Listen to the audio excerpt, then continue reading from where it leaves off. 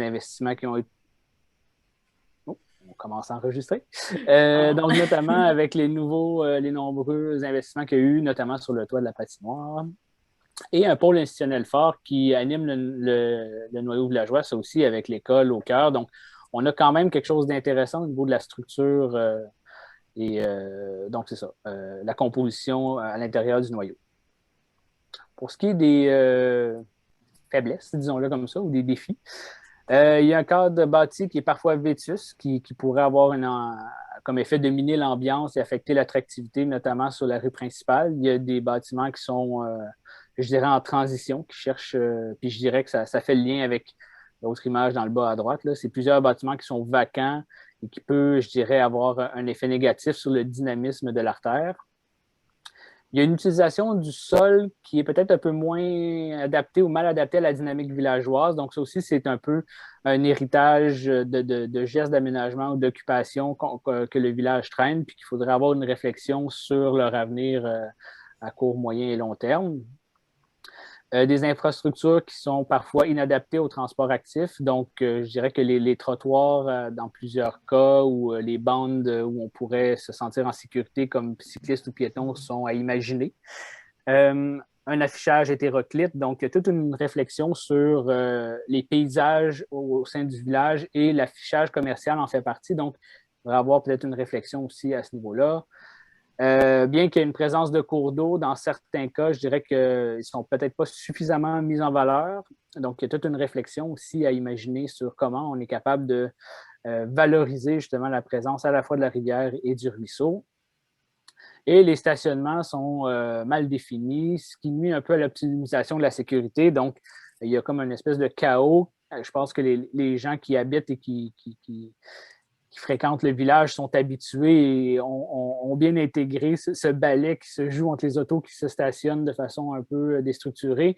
Mais pour une première abord, disons, pour des visiteurs ou des choses comme ça serait une bonne affaire de peut-être restructurer un peu la question du stationnement pour justement l'optimiser puis s'assurer que tous les usagers sont en sécurité quand ils fréquentent le noyau.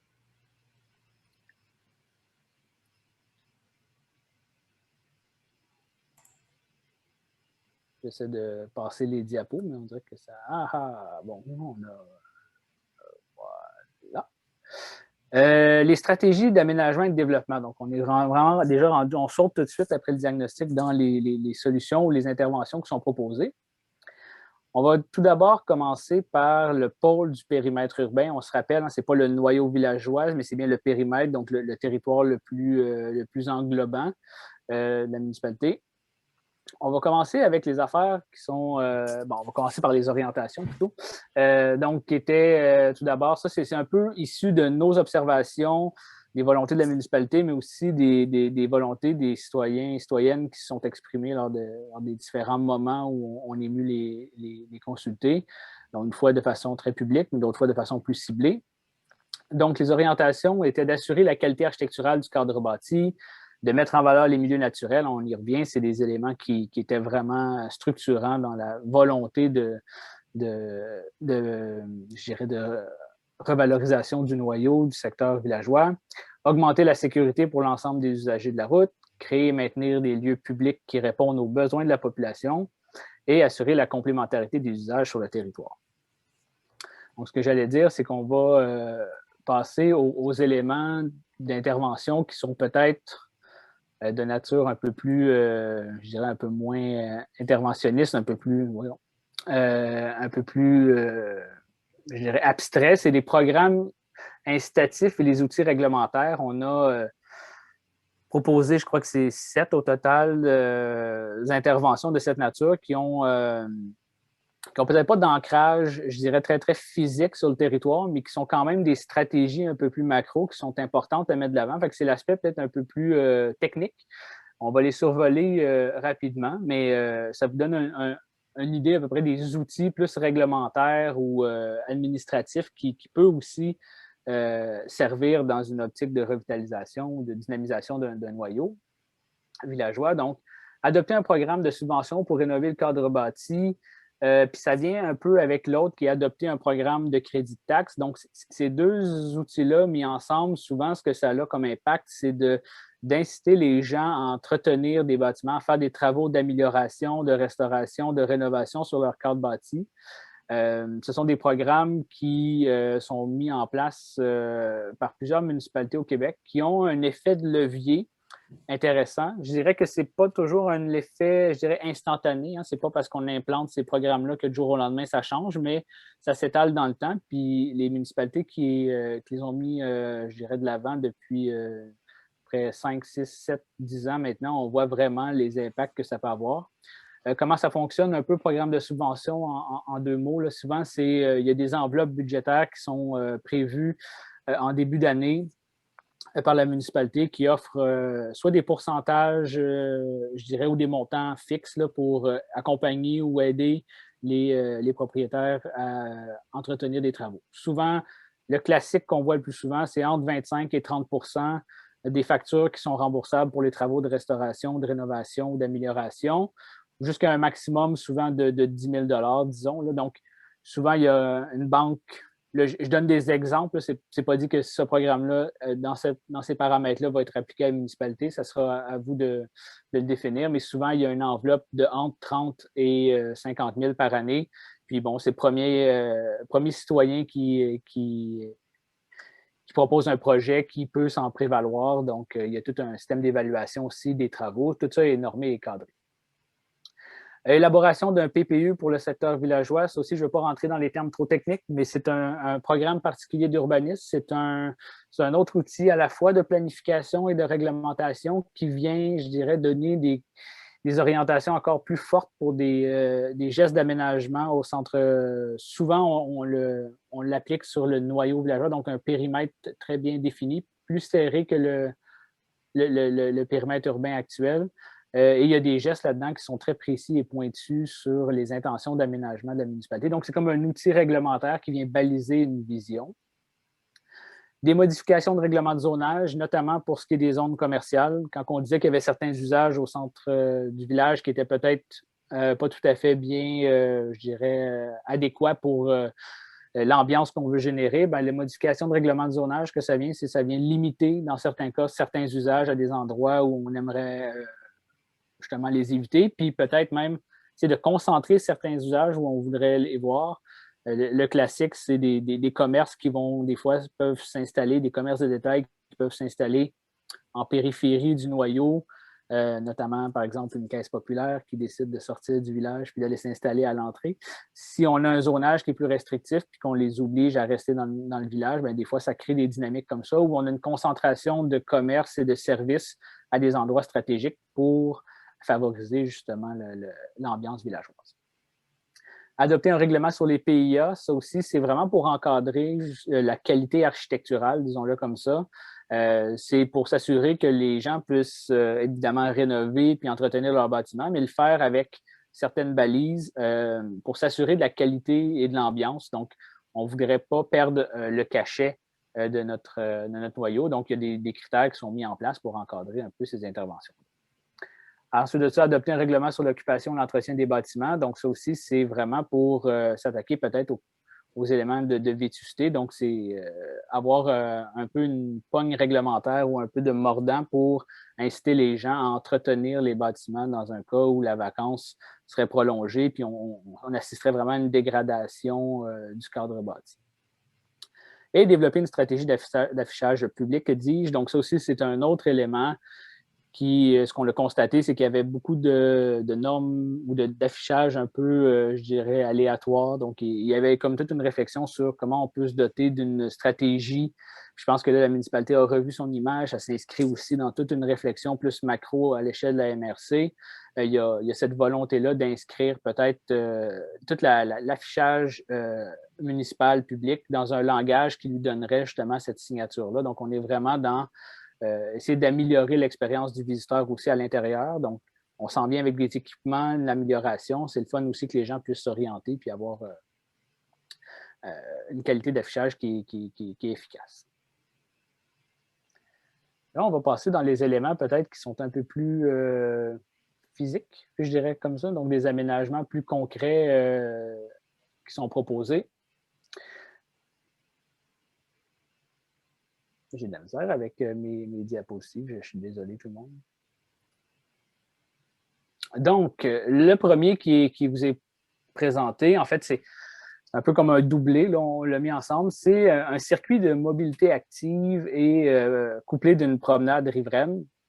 Donc, essentiellement, le circuit que vous voyez en pointillé rouge, donc c'est ce qui est proposé. C'est un parcours, je dirais, qui relie différents éléments, je dirais, ou pôles d'intérêt qui sont assez stratégiques à l'intérieur du secteur du pôle du noyau villageois. Donc, on a évidemment le pôle récréo-touristique, le pôle, je dirais, plus institutionnel, noyau villageois, évidemment l'épicerie et d'autres éléments que nous, on juge d'intérêt et qu'on propose. Donc, il y a toute une réflexion ici sur un espace, je dirais, public de réaménagement pour avoir un accès au ruisseau.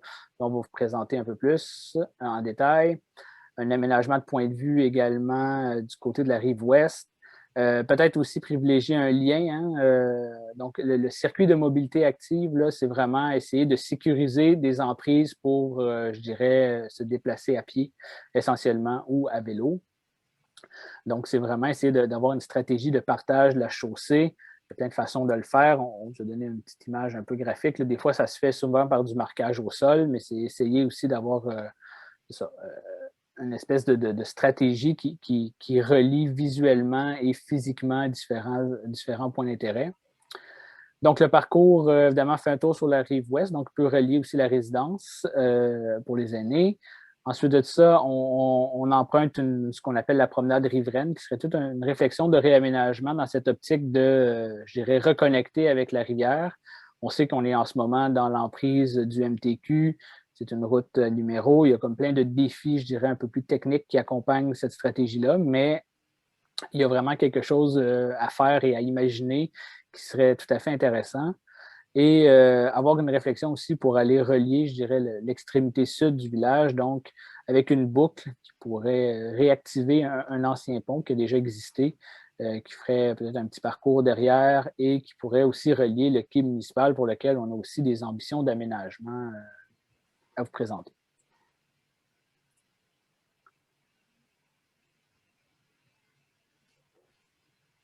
J'ai l'impression que je perds un certain temps avec... Si tu permets, Carl, peut-être juste une précision concernant les circuits de mobilité. Dans la partie de la Caisse populaire, c'est la reconstruction du pont et le cheminement via le chemin du Moulin présentement. Là. Pour les plus vieux d'entre nous, l'ancienne route 35. Merci. Merci, Stéphane. En effet, si ça sonne une cloche, c'est ça. Exactement. L'espace public dont vous parlez, qui est situé de l'autre côté de la rivière, donc il y a comme un espace à imaginer aussi. Évidemment, ce n'est pas une modélisation de votre vue. Ce que vous pourriez admirer éventuellement, vous, ce serait vraiment plus une belle vue sur l'église et le noyau institutionnel. Mais l'idée, c'est de faire une petite halte, encore une fois, c'est de prendre les occasions qui nous sont offertes pour multiplier les occasions de profiter de ces points de vue-là sur la rivière qui mérite tout à fait qu'on s'en approche et qu'on la découvre. Donc, c'est un peu ça qui est derrière cette proposition. Pour ce qui est du quai municipal également, donc la vocation, donc on sait qu'il est déjà très occupé, achalandé par des plaisanciers qui viennent justement profiter de la rivière. Donc, l'idée, c'est d'avoir vraiment un endroit qui est intéressant pour, je dirais, avoir des activités complémentaires. C'est déjà un parc qui a une vocation un peu de rappel de l'histoire de la rivière. On sait le fameux tugboat, là, comme on appelle là, à l'entrée du village. Donc, c'est de voir comment on est capable de récupérer un peu l'histoire de la rivière, de la Drave, puis l'intégrer aussi dans une optique un peu d'interprétation, mais on n'est pas obligé de faire le panneau très classique. On a l'exemple de Verchères qui, elle, dans son parc, justement, sur le bord du fleuve, a décidé de réintégrer un mobilier en faisant un clin d'œil sur les voiliers qui passaient. Bien, il y a toute une idée ou un imaginaire à développer avec l'histoire de la rivière, puis peut-être le réintégrer dans un aménagement à cet endroit-là. Pour ce qui est du...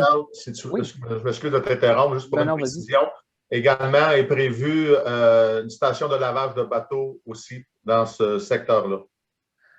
Tout à fait. Ça fait partie des équipements qui sont en effet prévus parce que c'est une des sensibilités que la municipalité a envers ces interventions, c'est d'essayer évidemment d'être le plus respectueuse de l'environnement. Puis on sait que les stations de lavage de bateaux, c'est rendu quasiment un must maintenant pour différents plaisanciers. Donc, on essaie d'être le plus, je dirais, respectueux à ce niveau-là. Fait que c'est dans les intentions, tout à fait.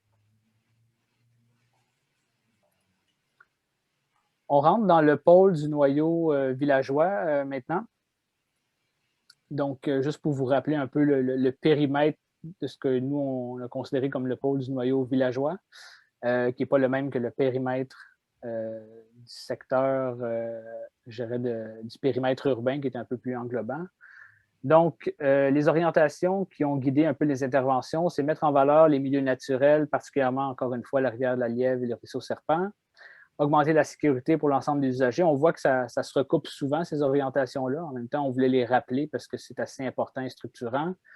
Créer et maintenir des lieux publics qui répondent aux besoins, assurer la complémentarité des usages et favoriser la vitalité commerciale et des services. Donc, ça aussi, c'était important pour nous. Donc, se doter d'une espèce de concentration et d'une vitalité au cœur du village. Les parcs riverains. Il y a 2 parcs riverains qui sont imaginés et projetés. Donc, c'est encore dans cette optique de se réapproprier davantage la rivière, qui est comme un élément identitaire très fort du noyau villageois. Donc, les 2 parcs, imaginez, ce serait celui évidemment en face de l'église et le parc McCabe qui existe déjà, mais qui pourrait je dirais, se voir bonifié de quelques aménagements. Donc, le parc en face de l'église, aurait une vocation, je dirais, beaucoup plus de contemplation. Donc, on imaginait un quai un peu en escalier, donc une façon d'accéder à la rivière. Aussi un réaménagement un peu plus formel du stationnement. Donc, en ce moment, c'est un espace déstructuré, mais on veut maintenir le stationnement là puisqu'on considère que c'est une halte qui est très fréquentée et qui est déjà bien instaurée, je dirais, quand on part en la 309, c'est souvent un arrêt pour plusieurs personnes qui transigent. Évidemment, aussi avoir un petit sentier puis de l'aménagement paysager. Donc, on vous a fait un peu une espèce de coupe schématique de ce que ça pourrait avoir l'air comme ambiance de transition. Donc, essayer évidemment de favoriser un lien aussi sécurisé entre l'église et le parc. Pour ce qui est du parc McCabe, je dirais que sa vocation serait davantage de type loisir nautique, donc un quai pour embarcation, quai pour la baignade. On imaginait également peut-être un bloc sanitaire à cet endroit-là, un kiosque aussi, disons-le, plus temporaire ou estival, donc un endroit où il pourrait y avoir une façon ponctuelle des activités ou des différents commerces, notamment peut-être de type casse-croûte. Il pourrait y avoir une antenne à cet endroit-là. Donc, c'est à imaginer, mais c'est avoir une petite activité pour accommoder justement les gens qui s'arrêtent. La requalification de l'église, bon, ben, je vais m'arrêter là. On a une présentation d'à peu près 30 minutes sur le sujet après la nôtre. Donc, sachez que ça fait partie de la stratégie aussi de revitalisation du secteur villageois. Il y a toute une réflexion qui a été menée également sur le réaménagement des voies de circulation et du stationnement dans le secteur du pôle institutionnel. Ça aussi, ça a été quand même, je dirais, un élément assez important. Donc, il y a eu une volonté d'augmenter le nombre de cases de stationnement à cet endroit-là. Mais il fallait le réfléchir, puis il faut le structurer. Donc, ça vient un peu avec ça. Il y avait aussi toute une volonté de sécuriser un peu le secteur. Donc, il y avait des rues informelles. Donc, la rue qui longe l'hôtel de ville, c'est pas vraiment une rue au sens légal de la chose. Donc, c'est un passage que les gens utilisent de cette façon-là. Il y avait toute une réflexion sur comment on pouvait, je dirais, limiter la circulation dans ce secteur-là, toujours maintenir l'accessibilité du stationnement, mais la sécuriser, puisqu'on se rappelle qu'on a aussi l'église, pas l'église, mais l'école et l'église, évidemment, à certains moments, donc qui sont à réfléchir. Limiter l'accès par la 309, donc essayer de justement s'assurer qu'il y a un seul accès qui mène vers le pôle à cet endroit-là, un peu plus au sud, peut-être pour sortir un deuxième. et intégrer le circuit de mobilité active dont vous parlez à l'intérieur. Donc, ce que vous voyez un peu comme les traits jaunes qui relient différents points stratégiques, donc passerait à l'intérieur ici. Donc, c'est toute une réflexion sur comment on pourrait réimaginer. On sait que peut-être un projet d'extension de l'hôtel de ville, ce n'est pas encore défini, mais on laisse de la place pour l'imaginer éventuellement. Bon, l'église, même chose, comment on va réintégrer le projet. Donc, et évidemment, on a validé tout ça aussi avec les gens de la commission scolaire pour voir comment le débarcadère d'autobus pouvait s'intégrer à ça. Donc, au total, c'est une cinquantaine de cases qui seraient projetées pour le stationnement à cet endroit-là, évidemment, avec des cases pour personnes à mobilité réduite et même, évidemment, maintenant, on s'en va tout vers des cases pour les véhicules électriques. Donc, c'est toute cette stratégie-là qui a été réfléchie. Ça aurait comme impact de vraiment venir restructurer ce secteur-là, puis le sécuriser, puis libérer aussi de l'espace pour, je dirais, d'autres types d'usages et cette espèce de fluidité des circulations plus piétonnes. Il y a toute une réflexion, puis ça s'accompagne aussi, tout ça est tout lié, vous comprenez bien. Donc, c'est déménager les équipements du service des travaux publics qui sont à un endroit qu'on pourrait juger peut-être pas idéal, comme vous le voyez ici sur le petit plan clé en bas, là, ce sont ces deux bâtiments-ci. Donc, il y a moyen de réimaginer à un endroit peut-être plus adéquat pour ces équipements-là, peut-être aux extrémités du village. Les sites de déménagement n'ont pas été, il y a certaines options, mais n'ont pas été décidées formellement. Mais on sait qu'il y a de la place à d'autres endroits dans la municipalité pour les relocaliser, ce qui aurait pour impact de justement venir offrir cet espace privilégié avec le ruisseau, puis de permettre des liens possibles entre cet espace-là, donc le réaménagement du site du garage et en un parc qu'on a appelé un parc éducatif, en lien avec l'école. Donc, comment, justement, un réaménagement d'un espace, on a mis des exemples un peu d'aménagement qu'on pourrait retrouver, donc quelque chose de très naturel. La vocation qui a été menée, puis ça fait partie un peu d'un des éléments qui est ressorti de d'autres exercices de planification en amont, c'était d'avoir un parc qui miserait un peu sur les questions d'agriculture de proximité ou en fait tout un concept éducatif autour du jardinage, je dirais. Évidemment, on voit très bien le lien potentiel à faire avec nos plus jeunes. Donc ça, c'est intéressant aussi d'avoir cette vocation-là. Donc, on ne veut pas non plus multiplier les interventions sur le territoire. On sait déjà qu'on va s'attaquer au pôle récréo-touristique proche du centre communautaire. Mais aussi à cet endroit-là, c'est plus un aménagement en lien avec l'école, puis une espèce d'entente, de partage des espaces pour justement les plus jeunes. La réfection de la rue principale aussi, donc ça aussi, c'est un élément qui était mené. Donc, c'est vraiment plus sur le domaine public, on s'entend. C'est vraiment avoir une réflexion sur comment, s'il y a des travaux à faire, ben, en fait, il y a des travaux à faire.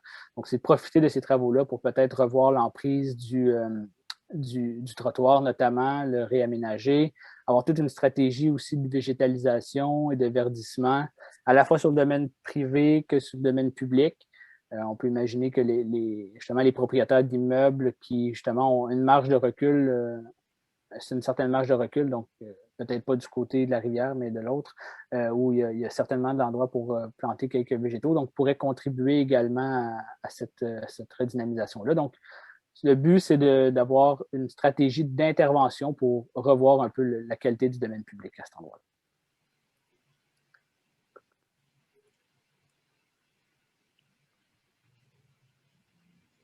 Et je n'ai pas de constante sur... Et finalement, le pôle récréo-touristique, donc, qui est le troisième pôle, je dirais, sur lequel on a réfléchi, on a émis des propositions. Les orientations, encore une fois, faciliter la cohabitation, la complémentarité des activités, permettre la tenue d'événements d'envergure sur le site. On a vu que durant la dernière année, il y a eu des initiatives vraiment intéressantes, puis on ne se souhaite pas une autre année de confinement, là, on va être honnête, là. Mais ça s'est avéré intéressant d'avoir de l'espace disponible pour des rassemblements, que ce soit justement les spectacles extérieurs et autres. Répondre aux différents besoins actuels et futurs des citoyens et assurer l'accessibilité universelle des aménagements adaptés pour l'ensemble des moyens de transport. Donc, c'est pour ça aussi qu'il y a toute la stratégie d'intégration du circuit de mobilité qui traversait le site. On fait un petit zoom, un petit close-up assez rapide sur les propositions d'aménagement. Donc, vous les avez peut-être ici en numéro. Donc, un terrain de jeu libre à cet endroit-là. Donc, on pourrait imaginer justement plusieurs fonctions à cet endroit-là. Donc, essayer de le programmer le moins possible, entre guillemets, pour laisser une espèce de flexibilité à cet endroit-là où différentes activités pourraient avoir lieu, que ce soit justement un terrain de baseball, mais aussi de soccer ou peu importe. On peut voir différents trucs ou un événement, monter une scène, il y a comme plein de choses à imaginer. En parlant de scène, il y avait cette volonté d'avoir une espèce d'endroit où on pouvait imaginer une scène en arrière ici de la patinoire. Une aire de détente culturelle, c'est comme ça qu'on l'a appelé. Donc,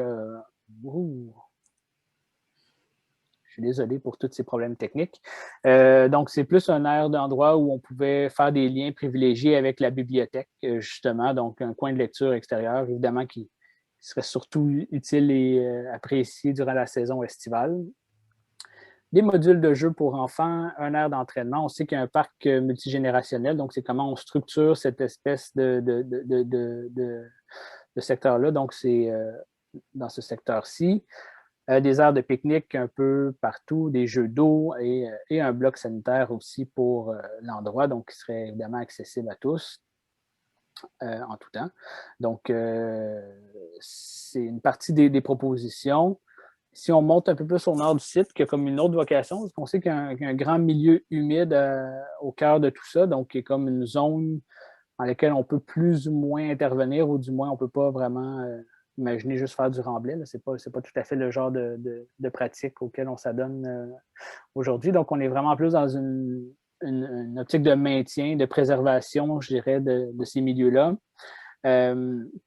Donc, l'élément 10, donc c'est peut-être imaginer un parcours sur un peu comme on a illustré en bas, là, donc une espèce de boardwalk qui pourrait traverser le site, en faire un circuit de marche qu'on pourrait imaginer.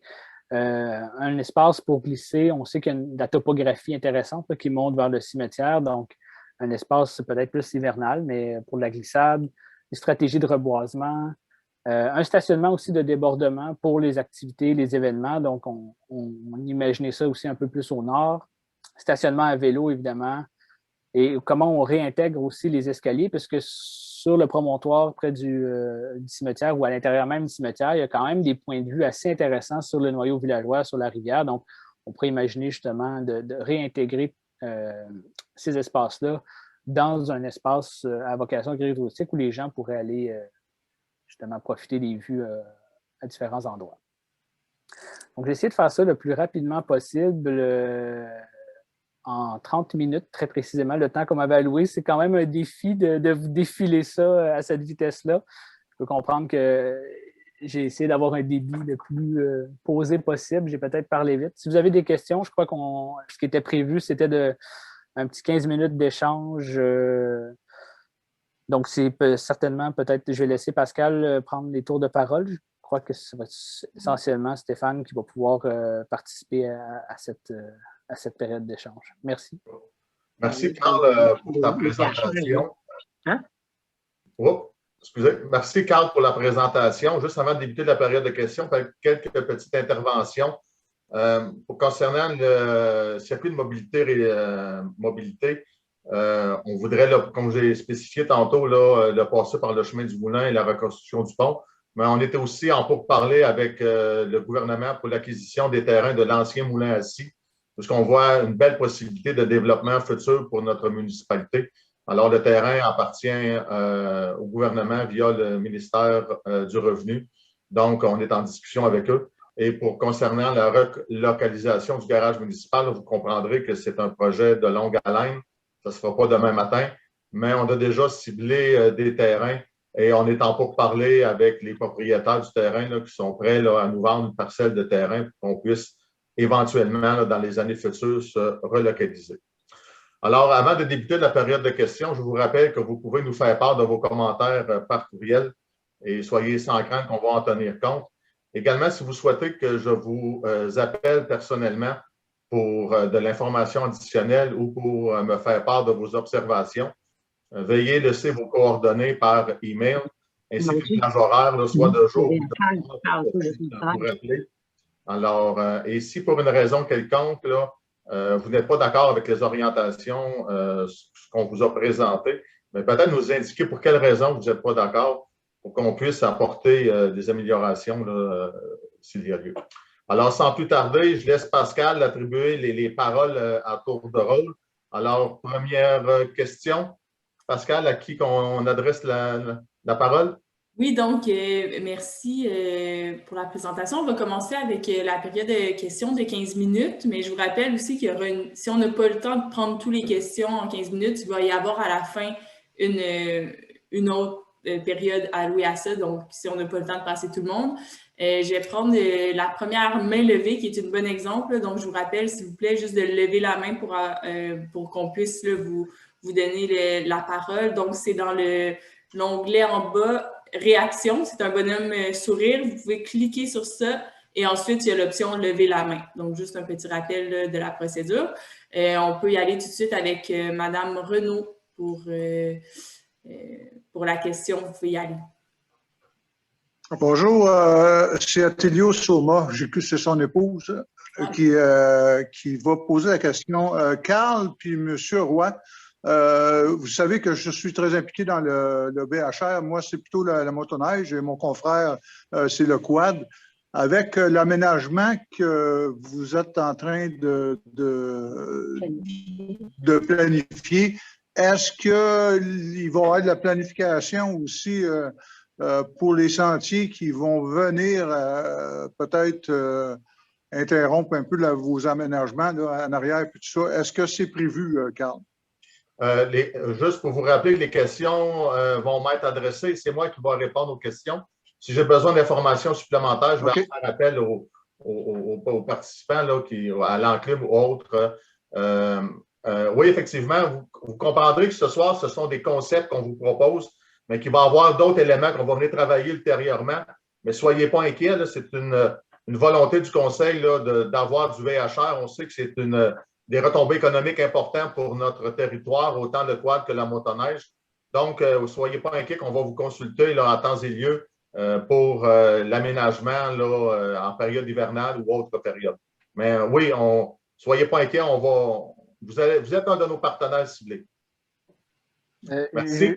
J'ai peut-être deux choses à demander. Merci, M. Roy. Merci, M. Roy. En effet, et Attilio, c'est très pertinent comme question.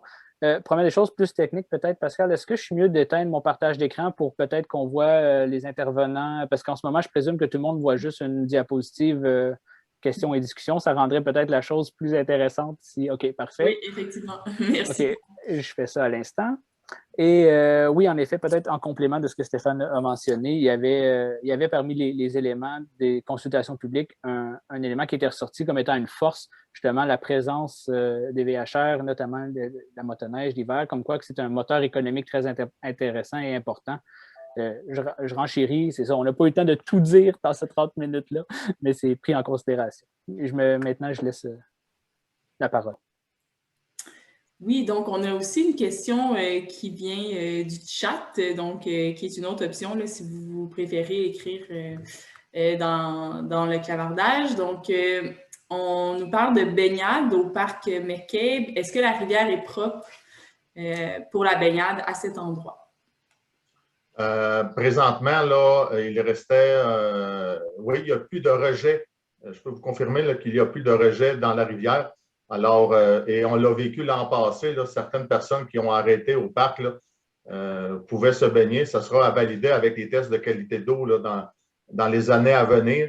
Mais soyez rassurés que si jamais on autorise la baignade à cet endroit-là, la qualité de l'eau va être vérifiée continuellement. Merci. Prochaine question. Je donne des réponses rapides parce que je vais essayer d'en passer le plus rapidement possible. Là. Mais comme je vous ai bien spécifié, là, si vous voulez avoir de l'information supplémentaire, envoyez-nous un courriel, laissez-nous vos coordonnées. Ça va me faire plaisir de vous rappeler au cours des prochains jours pour vous donner de l'information complémentaire. Prochaine question. Oui, prochaine question, là, je veux juste me rétracter. Là, c'était Françoise Vincent et non une question de François. Il y a aussi une autre question dans le clavardage. Tous ces projets sont très intéressants. J'aimerais savoir si tous ceux-ci seront mis de l'avant et si un échéancier a été prévu. Il va y avoir un plan d'action qui va être déterminé. On attendait de voir la présentation ce soir et la réaction des gens. Mais c'est effectivement que les prochaines étapes, c'est un plan d'action et de priorisation des projets qui va être déposé. Je l'aborde un peu plus loin en conclusion, mais dès cette année, là, et pour la préparation du budget pour l'an prochain, qui va débuter là, dans les prochaines semaines, et dans notre plan d'immobilisation aussi, là, on veut réserver des montants d'argent pour la réalisation de ces projets-là. Il y a des projets qui sont peut-être un peu plus rapides à réaliser. Il y a d'autres projets qui vont prendre un peu plus de temps, mais aussi une volonté d'aller chercher le plus de subventions possible pour ces aménagements-là, toujours pour respecter la capacité de payer de nos citoyens. Vous savez, c'est un de mes leitmotifs depuis de nombreuses années. C'est la charge fiscale là, doit demeurer stable pour nos citoyens aussi. Ça, c'est un élément qu'on doit prendre en considération également. Alors, merci pour votre question, M. Schreier. Prochaine question. Merci, M. Schreier. Justement, vous avez la main levée. Est-ce que c'était pour cette question-ci? Non, c'est une autre question. Allez-y. Bonsoir. Allez-y. Bonsoir. Je ne me rappelle plus du budget 2021, mais est-ce que les budgets pour la subvention de la rénovation ont été prévus dans le budget 2021 ou c'est prévu pour une autre année? Excuse, je n'ai pas bien compris, M. Schreier. Pour quel projet vous avez dit? Pour la rénovation, pour la subvention à la rénovation ont été prévues dans le budget 2021, mais je ne me rappelle plus, je l'ai vu. Mais est-ce que c'est prévu pour cette année ou pour une autre année? Pour toute rénovation du cadre bâti, vous voulez dire? Oui. Ça, ce sont tous des règlements ou des modifications réglementaires qu'on doit mettre en place. Je vous donne un exemple, là, règlement PIA, PPU, modification, règlement de zonage, etc. On doit consulter les citoyens. Là, je veux rassurer les citoyens qui vont être consultés pour la mise en place de ces programmes-là. Mais il y a une volonté là, déjà là, en 2021 d'entreprendre les démarches. Pour le prochain budget, pour l'an prochain, d'entreprendre les démarches et de mettre de l'argent là, dans un fonds qui serait dédié à ces programmes-là. Okay, merci. Merci. Merci pour votre question. Est-ce qu'on a, là, présentement, on n'a pas d'autres questions dans le clavardage? Est-ce qu'il y a d'autres mains levées? Ça va. Si vous le voulez, on va passer au projet d'église. De toute façon, il y a encore une période de questions complémentaires, supplémentaires qui va venir. Soyez. Peut-être une dernière question. Là, je vois Joanne qui a la main levée. Une dernière question et ensuite, on va aller vers le projet d'église. Allez-y, Joanne, vous pouvez désactiver votre micro. Ben, je tiens à vous féliciter pour le plan d'aménagement. Je trouve ça vraiment bien. C'est très, très intéressant. Mais j'ai comme une interrogation sur l'offre de service des commerces au centre-ville. Il me semble que ça n'a pas été soulevé. Puis je pense que ça fait partie de la vitalité d'un village. Puis est-ce que ça passe aussi par, je sais pas, par un programme d'assainissement des eaux? Est-ce qu'il y a quelque chose de prévu là-dessus? Vous comprendrez que l'offre de service, là, on va devoir faire appel au privé pour l'implantation de nouveaux commerces. C'est un enjeu chez nous. Mais je peux vous dire que je vous invite à être présent le 26 juin. Là, il y a une nouvelle entreprise qui va venir s'établir pour notre volet marché public. Là. Et, donc, ils vont venir s'établir dans notre milieu urbain. Mais c'est un défi d'attirer de nouvelles entreprises chez nous. Puis pour le volet, je crois, assainissement, malheureusement, je n'ai pas votre nom de famille. Vous allez m'excuser. C'est Joanne Brière. Joanne, effectivement, là, présentement, la municipalité a donné un mandat de pré-étude de faisabilité, que ce soit pour un réseau d'aqueduc ou un réseau d'égouts. Vous comprendrez que c'est un projet de longue haleine Puis les résultats préliminaires vont nous être déposés plus tard cet automne, mais c'est un projet sur un horizon de 4-5 ans. Mais si c'est une réalité financière aussi, je tiens à le souligner, là, moi, ce qui est important, c'est la capacité de payer de nos citoyens. C'est un projet de longue haleine, mais on a débuté parce qu'on a eu une subvention du fédéral pour mener cette étude de préfaisabilité. Mais on va vous tenir au courant, mais ce n'est pas quelque chose là, qui va se réaliser demain matin. OK. Puis le 26 juin, vous avez dit que c'était? Le 26 juin, vous avez eu la publicité, là, c'est un marché public qu'on a invité nos commerçants locaux et producteurs locaux. Et il va y avoir une nouvelle entreprise qui va venir s'établir sur notre territoire, là, une entreprise de poissonnerie. Et elle va être présente là, le 26 juin à son kiosque. OK. Bien, merci. Merci. Alors, sans plus tarder, on va aller avec le projet de l'Église. Alors, premièrement, je vous remercie pour vos commentaires reçus pour le plan d'aménagement. N'hésitez pas à nous faire part de vos commentaires. Hein, quand c'est positif, on veut l'entendre aussi. Là. Si c'est quelque chose qui vous interpelle, bien heureux de l'entendre également. Alors, nous sommes maintenant rendus à la présentation de notre projet de requalification de l'Église. Le projet a débuté il y a plusieurs années avec la volonté de mettre en place des actions concrètes pour assurer la pérennité de ce bâtiment. Je vous rappelle que l'église de Notre-Dame-du-Lot, c'est la plus vieille église des Laurentides ou des Hautes-Laurentides. Ce type de projet est long car il est souvent dépendant des subventions et doit être fait de manière à développer une vision commune et à créer un consensus auprès de nos nombreux partenaires. Entre 2010 et 2015, un devis technique pour la rénovation extérieure ainsi qu'un carnet de santé pour l'Église a été réalisé. De nombreuses réunions et discussions ont suivi entre les organismes du territoire, la fabrique et la municipalité pour la recherche de solutions. Et c'est dans cette optique que la possibilité d'achat de l'Église par la municipalité a commencé à germer depuis 2018. Un contrat a été donné en décembre 2019 afin de réaliser une étude d'avant-projet rassemblant la communauté autour d'un projet de requalification viable et porteur.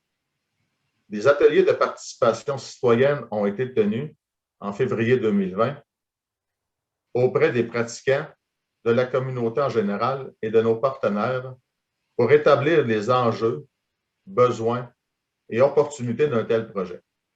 Un concept a été élaboré à partir des besoins et commentaires des participants. Suite à l'obtention d'une subvention, un contrat a été donné pour mettre à jour le carnet santé de l'Église et peaufiner le concept proposé à l'étude d'avant-projet, ce qui nous amène à la présentation du projet. Avant de débuter, je laisserai la parole à l'abbé Marc Richer pour vous adresser quelques mots. Alors, bonsoir tout le monde. Juste me faire signe si mon micro est en opération. Merci. Oui, ça fonctionne bien. Très bien. Alors, écoutez, pour ceux peut-être qui ne me connaîtraient pas, juste me situer, je suis Marc Richer. Je suis prêtre au diocèse de Mont-Laurier, maintenant diocèse de Mont-Laurier et Saint-Jérôme. Je suis originaire de Mont-Laurier, alors je suis un fils du pays. Je veux vous dire aussi que si je suis prêtre, c'est à cause d'un prêtre qui a été curé à Notre-Dame-du-Lot et que vous avez beaucoup apprécié, l'abbé Simon Laflamme. Simon est décédé il y a 1 an. Simon est le curé qui a fait la transaction avec la municipalité, soit l'ancien presbytère qui est devenu votre hôtel de ville, pour vous situer. Et je pense que le projet que nous évoquons ce soir est un petit peu dans la suite de ce que l'abbé Laflamme a vécu. Je suis présentement vicaire général au diocèse de Mont-Laurier de Saint-Jérôme. Cependant, j'ai le bonheur de bien vous connaître puisque j'ai été prêtre modérateur, autrement dit curé de la région de Mont-Laurier, de toutes les paroisses de la région. J'ai travaillé avec l'abbé Gilbert Daïra-Guigé, que vous avez beaucoup apprécié aussi, qui est maintenant modérateur au secteur Mont-Tremblant. Je veux vous dire que ce que vous vivez à Notre-Dame-du-Lot, soit une perspective de requalification de l'édifice de l'Église, en collaboration éventuellement avec le Conseil du patrimoine religieux, c'est une réalité qui se vit à beaucoup d'endroits au Québec. Donc, non seulement Notre-Dame-du-Lot, à beaucoup d'endroits, beaucoup de municipalités, pour toutes sortes de raisons, s'impliquent, se commettent pour donner une vocation communautaire, autrement dit, poursuivre la vocation de l'édifice Église. La particularité de Notre-Dame-du-Lot, M. le maire l'a évoqué, je vous dirais qu'un grand pan de notre histoire a débuté à Notre-Dame-du-Lot. C'est le début d'un pays. Vous savez que le père Trinquier, probablement que devant l'église, je regardais tout à l'heure la maquette, là, si on a un accès sur le bord de la Lièvre, prenait son canot et il allait ouvrir les missions dans le bout de Ferme-Neuve, la Ferme Rouge, la Ferme Tapini. Alors, c'est important que vous sachiez ça, comment l'édifice de l'église de Notre-Dame-du-Lot, son emplacement, c'est un lieu identitaire pour notre histoire, nos racines, non seulement paroissiales, mais dites-vous, nos racines, notre histoire. Je veux vous dire que je suis au fait du projet. J'ai demandé dernièrement de me rendre sur place à Notre-Dame-du-Lot avant la réunion de ce soir, puisque j'ai été absent de la région depuis quelques années. Je suis revenu, comme je vous dis, comme vicaire général. Je me suis rendu à Notre-Dame-du-Lot avec l'abbé Jean-François, qui va être votre curé pour la région, le prêtre modérateur, un jeune homme de 37 ans. Je me suis rendu aussi avec l'abbé André Couture, au nom de l'évêque actuel, qui est Monseigneur Raymond Poisson. On a eu beaucoup de changements d'évêques depuis quelques années. On avait Monseigneur Lortie qui a pris sa retraite. On a eu Monseigneur Durocher de Gatineau, qui était l'administrateur apostolique. Mais c'est important que tout le monde comprenne, citoyens et paroissiens, que le territoire actuel du diocèse de Mont-Laurier, dont Notre-Dame-du-Lot fait partie, nous sommes unis maintenant avec le diocèse de Saint-Jérôme pour former éventuellement un diocèse des Laurentides. M. Guy Caillat participait également à la rencontre. Guy, il est président d'Assemblée de fabrique. M. Monnière et M. le maire étaient présents et moi, je leur ai demandé de me présenter en présence de Jean-François, de M. Caillat et de l'abbé André Couture du diocèse, qui est responsable du service d'aide aux paroisses et qui est ingénieur de formation, le projet. Alors, ce soir, je suis avec vous pour participer à une assemblée citoyenne. Je veux que ce soit bien clair, là. Je partage avec vous les informations qui sont données. Je suis également au fait qu'il y a quelque temps, mon prédécesseur, l'abbé Gilbert Daïra-Guigé, qui a été votre curé, a tenu une assemblée de paroissiens. Les paroissiens ont donné leur accord au projet. On s'entend, on est toujours dans l'ordre du projet. Je souhaite que si ce projet se réalise, qu'il soit un projet rassembleur.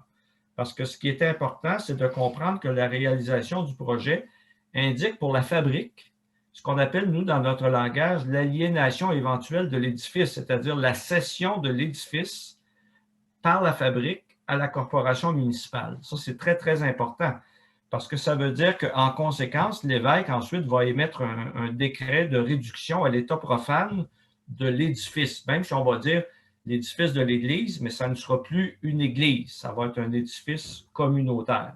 Je ne veux pas m'étendre là-dessus, je le répète, je participe avec vous en passant à une excellente présentation, c'est très intéressant, mais je le fais en solidarité avec vous et plus tard, bien, je pourrais en dire un mot aux paroissiens. D'ailleurs, dimanche prochain, j'aurai le bonheur de célébrer la messe dominicale à Notre-Dame-du-Lot, puis je vous fais un petit clin d'œil, je vais baptiser un petit bébé également dimanche prochain à Notre-Dame-du-Lot. Alors, vous voyez, la vie se continue.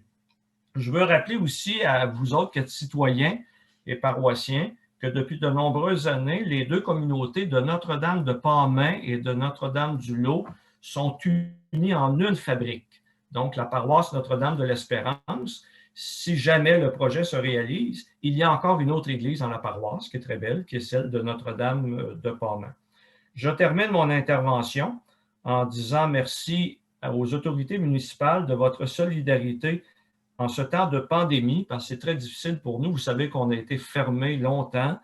On peut enfin accueillir un peu plus de monde aux célébrations. Merci à la municipalité de nous avoir accompagnés là-dedans, particulièrement en nous permettant de maintenir le bureau de la paroisse.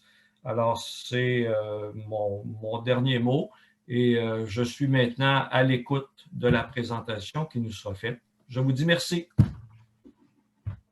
Alors, merci à Richer. Alors, je te laisse la parole, Pascal, pour la présentation du projet de l'Église. Oui, ben, je vais moi-même laisser la parole à Marie-Josée si vous êtes prêts de votre côté. Oui, alors Laurent va partager son écran. Je vous dis à tous bonsoir, merci d'être là. Donc, mon nom est Marie-Josée Deschaines, je suis architecte et c'est moi c'est notre firme qui fait le travail et qui accompagne actuellement la municipalité.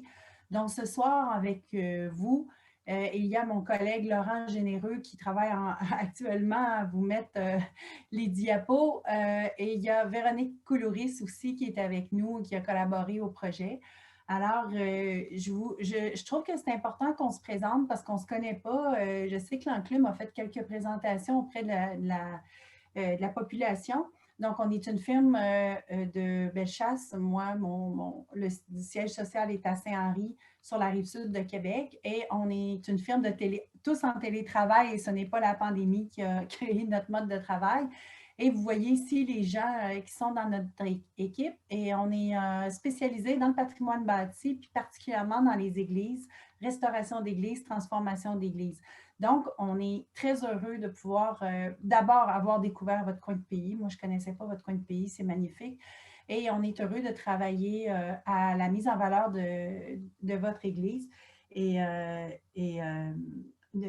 Excusez-moi, j'ai oublié le nom du monsieur qui vient de parler, je m'excuse, mais je peux vous dire que je partage entièrement tout ce que vous avez dit et peut-être qu'on ne le dit pas assez, mais en effet, la pertinence de tout ce qu'on va vous présenter, mais ce qui a été présenté jusqu'à maintenant et ce qu'on va vous présenter maintenant, c'est que le cœur d'un village, souvent, c'est l'église, le presbytère, puis chez vous, ben, ça ne fait pas exception, puis au contraire, c'est très fort avec la grande rivière qui est tout en avant et avec toute la vision que l'Enclume vient de présenter. Nous, on trouvait ça important de vous présenter le projet de l'Église, mais dans cette vision générale d'urbanisme, de mise en valeur, parce que ça va ensemble. Alors, Laurent, tu peux passer à la prochaine. Donc, l'Église et son site, alors voilà ce qu'on disait. Bon, évidemment, vous connaissez le site de l'Église, puis cela nous a été présenté avec beaucoup de professionnalisme. S'il vous plaît, oui, je n'ai pas terminé. Ce que je veux juste vous dire, c'est qu'on partage entièrement la vision de l'Enclume. Donc, soyez assurés que ce qu'on présente comme projet est en continuité avec ce que l'Enclume vous a présenté. Et sachez qu'on fait juste comme changer d'échelle de lecture du milieu. Alors là, on peut changer. Merci. Donc, pour nous, quand on a découvert votre village, évidemment, et ça va toujours dans la même, vous avez comme une autre vision, mais qui est la même que ce que l'équipe vous a présenté précédemment, l'équipe de l'Enclume, M. Carl, c'est qu'il y a des vues absolument extraordinaires sur l'église depuis le pont, depuis l'autre côté de la rivière. Et pour nous, c'est important. Ça fait partie de la mise en valeur de l'église que de mettre en valeur ces espaces-là. Donc, on partage entièrement la vision qui a été présentée précédemment ce soir. Et on veut que vous sachiez que le projet qu'on est en train de réfléchir avec l'équipe de la municipalité va dans le même sens puis vient enrichir cette vision-là. Donc, on peut passer à la prochaine. Donc, vous voyez, bon, quand on fait l'analyse d'une église, nous, on la regarde depuis tous les points de vue. Donc, on voulait juste vous dire que ce qu'on a constaté qui est important, là, évidemment, on a été au mois de mars 2021, mais il y a des grands arbres matures à proximité de l'église et ça, ça va aussi dans l'esprit de l'aménagement autour de l'église. C'est important de mettre en valeur ces grands arbres-là. Quand on y a été, je pense qu'il y avait même des entailles qui étaient faites, si je ne me trompe pas, c'était le temps des sucres. Alors, on pense qu'il y a un énorme potentiel de mise en valeur de l'espace entre l'église et l'hôtel de ville, qui est l'ancien presbytère. Et puis, vous voyez aussi tous des points de vue que vous connaissez. Puis, on trouve que c'est vraiment intéressant ce que l'Enclume recommande, c'est-à-dire en diminuant le nombre de stationnements autour de l'église, ça va la mettre davantage en valeur parce que là, il y a vraiment énormément d'asphalte autour du bâtiment. Donc, on peut continuer. Bon, ici, sans vouloir entrer dans le détail, ce qui est important, c'est de dire que le Conseil du patrimoine religieux a fait un inventaire des églises en 2003-2004. Donc, nous, on a certains éléments ici qui, souvent, on réfère à leur inventaire pour documenter un minimum l'histoire du bâtiment. Mais évidemment, on n'avait pas le mandat de faire ce qu'on appelle une expertise patrimoniale qui raconte l'histoire et l'évolution du bâtiment.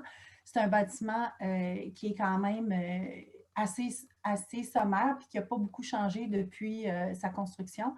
Donc, malheureusement, elle est cotée D, ce qui veut dire que aujourd'hui, maintenant, vous n'auriez pas accès à de l'argent pour restaurer le bâtiment dans le cadre du programme de restauration du patrimoine religieux. Et c'est pour ça aussi que peut-être que M. Stéphane, vous pourrez parler plus en détail de la démarche qu'on fait avec le Conseil du patrimoine religieux pour montrer les possibilités qu'on peut avoir pour avoir du financement.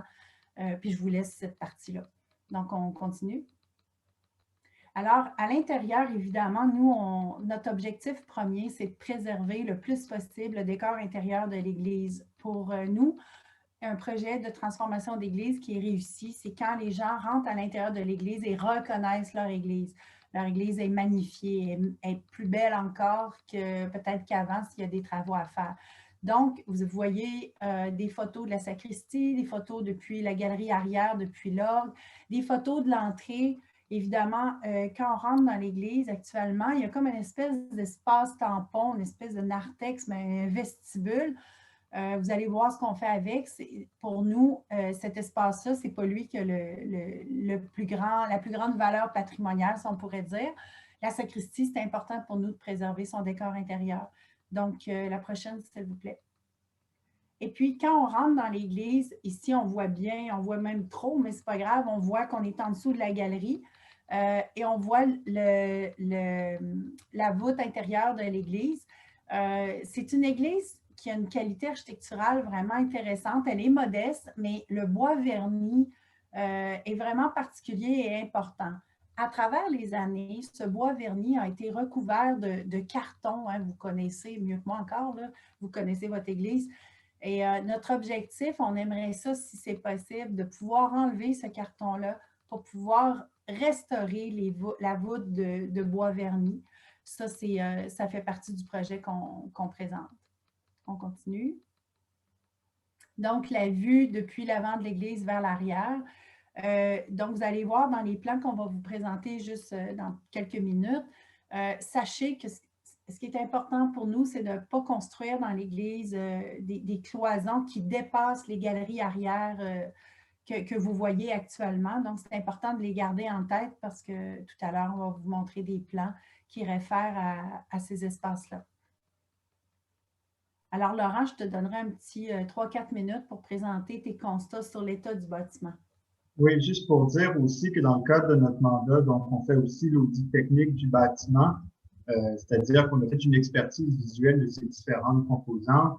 Et ce qui ressort, c'est que le bâtiment est somme toute en très bon état. Donc, on va juste passer rapidement. C'est sûr que aussi dans le cadre du projet de transformation, il va y avoir certaines restaurations pour permettre d'assurer la pérennité du bâtiment. Je passe assez rapidement. Bon, moi, j'ai remarqué dans l'entretoit de la charpente, certaines pièces de bois qui ont besoin d'être restaurées parce qu'on le voit dans la photo en bas à droite. Il y a eu des infiltrations d'eau à travers la toiture et des réparations qui ont été faites, des solutions, je dirais, temporaires qui ont été mises en place avec des gouttières à l'intérieur. Mais on sait qu'avec les années, lorsque l'eau pénètre à travers une toiture, que certaines pièces de bois peuvent devoir être remplacées. Sinon, on sait, ce qui est intéressant qu'on a découvert avec l'histoire de l'Église, c'est que c'est une technique de construction assez unique. Au lieu d'être des madriers, ce sont des petites planches empilées à l'horizontale. Et donc, ce serait une idée du curé Trinquier qui aurait demandé à l'entrepreneur, M. McCabe, qui avait la scierie. Donc, c'est une technique de construction qui est tout à fait inédite, c'est une caractéristique unique de l'Église de Notre-Dame-du-Lot. Qu'on peut pas voir de l'extérieur parce qu'avec les années, on voit en bas à gauche, il y avait autrefois un parement de bois qui a été recouvert par un parement de vinyle. Celui-ci est arrivé là, en fin de vie et donc, notamment dans le cadre du projet, on aimerait aussi à l'extérieur restaurer un parement de bois pour redonner à l'église son caractère d'origine. Les ouvertures, les fenêtres, l'église a conservé ses fenêtres en bois d'origine qui sont récupérables. Donc, le projet là, prévoira aussi là, la restauration des fenêtres. Et la toiture est recouverte d'une tôle embossée qui a un motif assez unique. Par contre, on voit sur la photo à gauche, la toiture doit être à court terme repeinte là, pour assurer sa préservation. Il serait dommage effectivement de la changer parce que c'est un modèle de tuile, de tôle qui se fait plus vraiment aujourd'hui. Mais c'est ça, donc il faut voir à la toiture là, pour éviter les infiltrations d'eau. Et la cheminée, et donc nous, quand on est arrivé pour faire la visite d'expertise, on nous a mentionné que le projet prévoyait là, de démolir la cheminée dont l'état est préoccupant. Donc, profiter là, du projet pour réparer, entre guillemets, ce point-là en retirant la cheminée. Et comme Marie-Josée l'a dit, ce qui est le principal fini, par exemple, des voûtes, ce sont des tuiles de carton fibre qui sont plus conformes au code de construction aujourd'hui. Ce sont des tuiles de carton, donc elles n'ont pas de degré de résistance au feu qui est exigé par les normes contemporaines. On remarque aussi certaines tuiles qui se détachent. Par contre, ça nous a permis de constater le fond de clouage de ces tuiles. Ce sont les lattes de bois de la voûte. Donc, comme Marie-Josée parlait de la restauration des plafonds de bois, c'est que ceux-ci se trouvent encore sous les tuiles de carton fibre. Et sinon, effectivement, la grande caractéristique de l'église, c'est qu'elle présente beaucoup de bois, donc elle est vraiment typique du milieu de Notre-Dame-du-Lotus, qui à l'époque de la construction de l'église était marqué par plusieurs scieries. C'était vraiment l'industrie dominante, la forêt. Donc, c'est une église qui, même par son décor intérieur, reprend l'identité du lieu, évoque cette identité. Et donc, effectivement, là, on sait qu'il y a un panneau électrique qui se trouve présentement dans la sacristie qui va être déplacé au sous-sol et le chauffage là, qui va être optimisé. Mais ça fait partie de l'audit technique que nous avons fait. Mais comme je vous dis, c'est pour vous dire aussi que l'Église est somme toute dans un bon état, donc il n'y a pas des interventions préoccupantes et que, ben, avant de faire le projet de transformation, nous aussi, on a comme vérifié l'état de l'Église. Donc, pour vous dire que à ce niveau-là, nous, on a vérifié que l'Église était en bon état. Ensuite, veux-tu, Marie-Josée, que je poursuive? C'est bon, je continue. Alors, concernant notre vision, la vision d'aménagement, on construit sur ce qu'a fait l'enclume avec le milieu, avec M. Monnière et tout ça. Donc, ce qui est mis de l'avant, puis je suis sûre que certains d'entre vous, vous étiez à des consultations publiques précédentes, sachez qu'on continue dans la même orientation, on a juste poussé plus loin la réflexion. Donc, l'objectif, c'est que l'Église et le site aussi, on en a parlé avant, donc pas juste l'Église, mais autour de l'Église avec tous ses potentiels, soit un lieu de rassemblement et de rencontre qui accueille les gens de la communauté. Donc, d'abord pour vous, les gens de la communauté, donc la communauté locale, la communauté aussi régionale et les visiteurs. Parce que suite à ce qui nous a été présenté par M. Carl, c'est certain qu'il y a une notion de revitalisation qui est dans l'air et le projet de l'Église s'inscrit dans cette vision-là. Donc, c'est pour ça, quand on parle de visiteurs, ben oui, vous avez un grand potentiel, puis vous êtes déjà, j'ai échangé avec certains d'entre vous, vous avez déjà l'été énormément de gens qui viennent, on pourrait dire des saisonniers et tout ça. Donc, c'est pour venir dynamiser le cœur du village.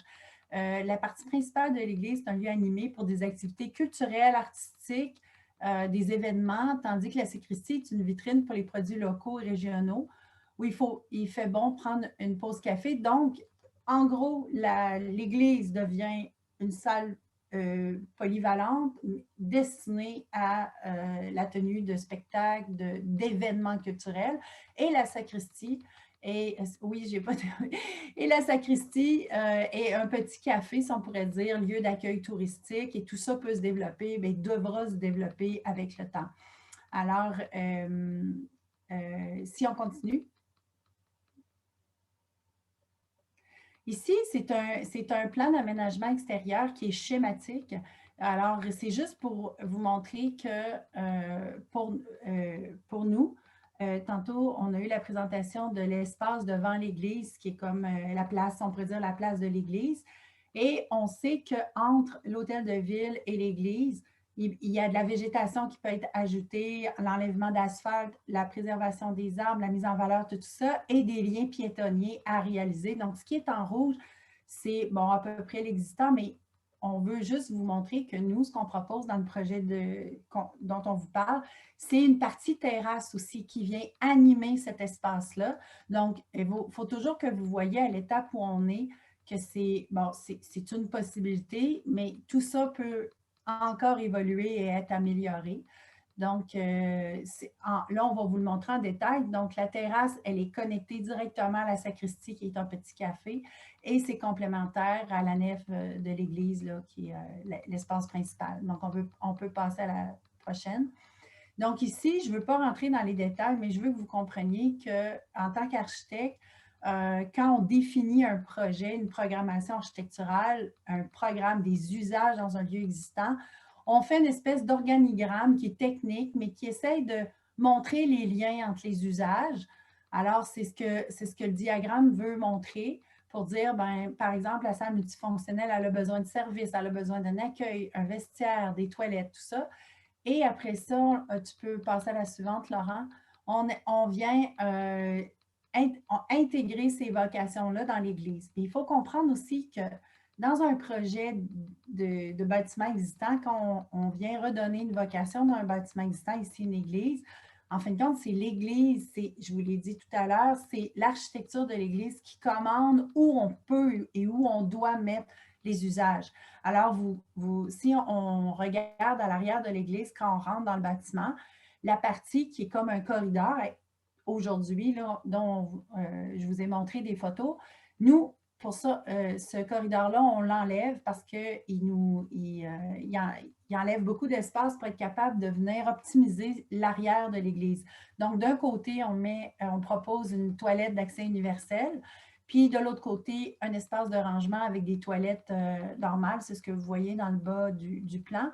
Et à droite, en haut, ben, il y a un vestiaire, accueil, bar, tout ça pour venir offrir du service à la nef qui est devenue une salle polyvalente. Donc, dans le plan, vous voyez d'un côté des tables, de l'autre côté des sièges pour montrer les possibilités d'aménagement de la salle. Et sachez aussi que les capacités qu'on calcule dans les projets, c'est que selon le Code de construction du Québec, donc on regarde la superficie et on calcule les capacités. Donc, je dirais, pour faire un chiffron, on est à peu près à 250 de capacité, 250, des fois 300, dépendamment de l'organisation de la salle. Je vous avais dit que le cœur, on n'y touche pas, c'est-à-dire qu'on ne change pas le cœur, on ne le transforme pas, mais on vient ajouter un rideau devant le maître-autel pour que lorsqu'il y a des activités culturelles et non des activités de culte, on puisse cacher le maître-autel. Et s'il y a des activités de culte, parce qu'il pourrait y avoir encore des activités de culte, bien là, on tasse le rideau.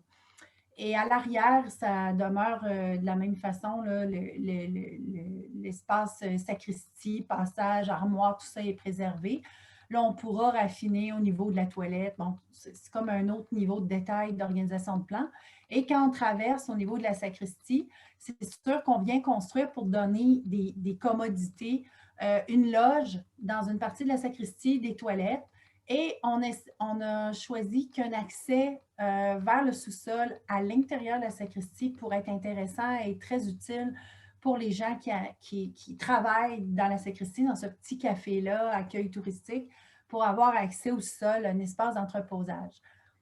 Donc, ce que vous voyez comme en rose dans le haut de la sacristie, c'est comme un accueil, disons, touristique. Mais tout ça, ça devra être raffiné avec les gens qui seront en charge de l'organisation de cet espace-là. Et on a dessiné des tables pour montrer une capacité qui est à peu près une quarantaine de personnes à cet endroit-là. Mais on a pensé avec les gens du milieu qu'on pourrait récupérer des parties des bancs pour faire des tables à l'intérieur. Ce n'est pas ce qui est représenté, là. Ça, c'est du générique, si on pourrait dire, mais il y aurait une conception à développer par rapport à ça. Et tu peux passer à la prochaine diapo. Donc, c'est pour montrer qu'au niveau de la galerie, là, il y a un travail d'optimisation des bancs où on peut offrir la vue depuis la galerie arrière vers le chœur qui est devenu une scène. Pour l'instant, il y a des enjeux quand même au niveau de la mise aux normes, fait qu'on est encore en train de travailler à cet effet-là, mais sachez qu'il y aurait une possibilité d'une quarantaine de personnes maximum à l'étage. Donc, si on continue, on vous a fait, c'est ça, des petites esquisses qui montrent un peu peut-être l'ambiance des lieux. Puis là, vous allez me dire, ouais, mais c'est pas bien différent, mais c'est ça l'objectif. Notre objectif, c'est de préserver tout le décor intérieur, d'avoir un rideau. Le rideau peut prendre cette forme, peut avoir différentes formes. Sachez que quand on fait un projet comme ça, au fur et à mesure qu'il avance, chaque geste est étudié en profondeur. On veut mettre en valeur les vitraux qui sont là, qui sont magnifiques, qui sont assez contemporains. Alors, ça, ce n'est pas caché non plus. Si on continue la prochaine diapo. Donc, c'est la vue aussi depuis la nef vers l'arrière. Je vous disais tout à l'heure que sous les galeries, il y a quand même des transformations pour être capable d'ajouter des toilettes, ajouter un bar d'accueil, vestiaire. Donc, nous, on considère que c'est des interventions qui sont minimes, qui affectent très peu l'intégrité architecturale du bâtiment. Et puis, je crois qu'on en a une dernière, je ne suis pas sûre. Ah oui. Alors, ici, on est dans la nef, excusez-moi, dans la sacristie. Bon, c'est sûr qu'on ne voit pas comme aujourd'hui l'ensemble de la voûte, mais on considère que les meubles qui sont actuellement dans la sacristie doivent demeurer en place et faire partie du mobilier là, du petit café. Et bien là, c'est ça, vous voyez que c'est des tables un petit peu standards, mais on pense qu'on pourrait bonifier l'ambiance des lieux en utilisant des bancs de l'église. Alors, je crois que ça complète la présentation. Je vous remercie de votre attention, puis je repasserai la parole à M. Stéphane Roy. Merci beaucoup, Mme Deschaines. Alors, un beau projet d'église qui se veut complémentaire à notre vision de revitalisation de notre noyau villageois. Les prochaines étapes pour ce projet précisément, ça va être, premièrement, de recueillir vos commentaires et en tenir compte pour le plan d'aménagement final. Et les étapes suivantes, ce serait d'aller de l'avant avec un projet, un montage financier pour ce projet-là. On a la chance d'être accompagné par Mme Lortie du Conseil du patrimoine religieux du Québec. Vous savez, on a été sélectionné par eux pour le volet 1 qu'on appelle de leur programme qui consiste à mener à la présentation qu'on vous fait ce soir.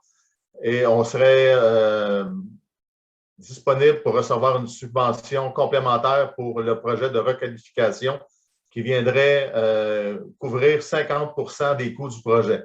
Alors, sur le montage financier, 50% des coûts du projet seraient assumés par une subvention du Conseil du patrimoine religieux via le ministère de la Culture.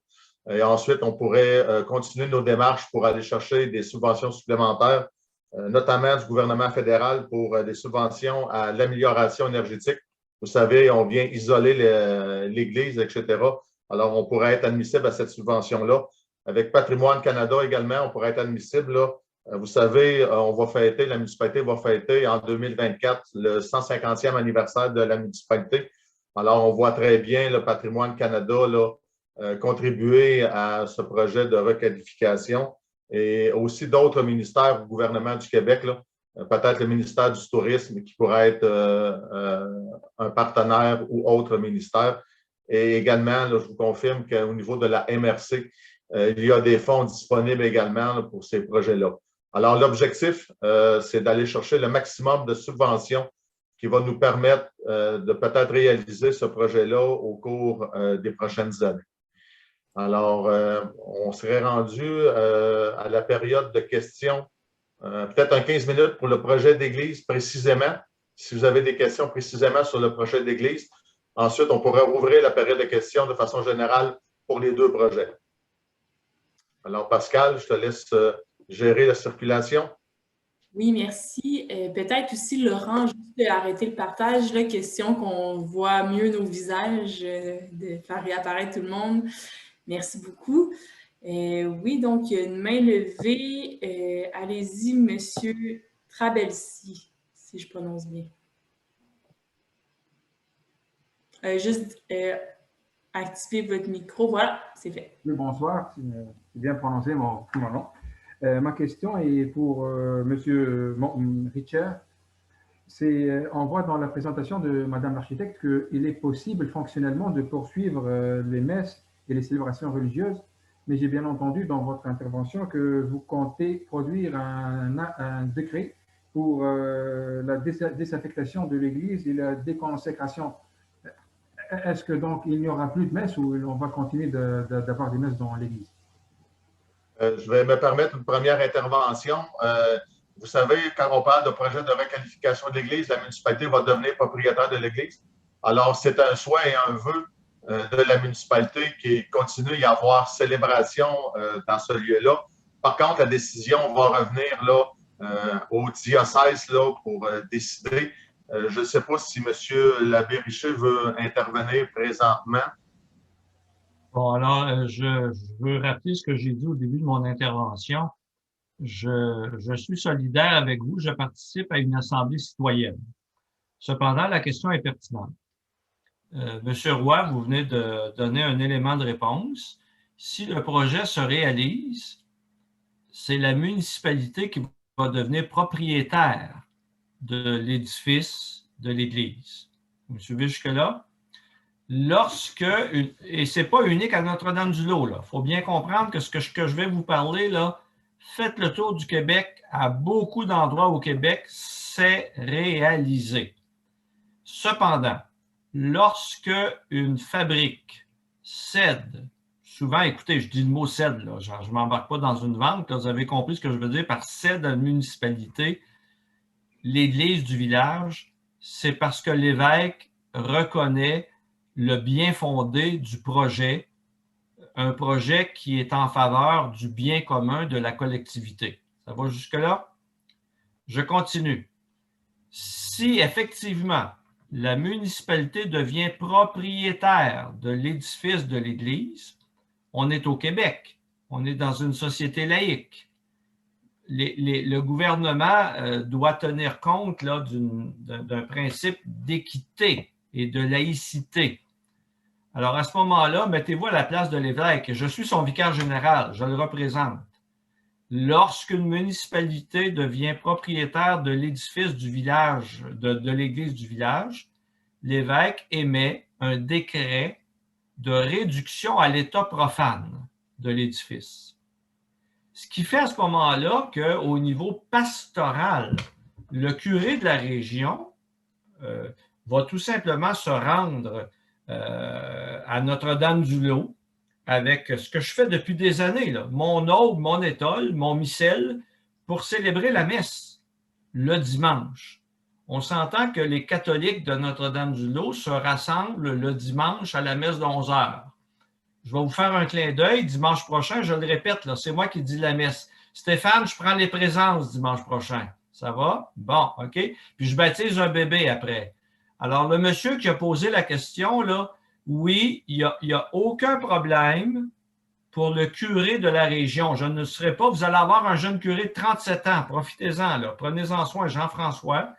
Il pourra, si vous devenez, monsieur le maire, la municipalité, pardon, propriétaire de l'édifice, il ira dire la messe dominicale. OK?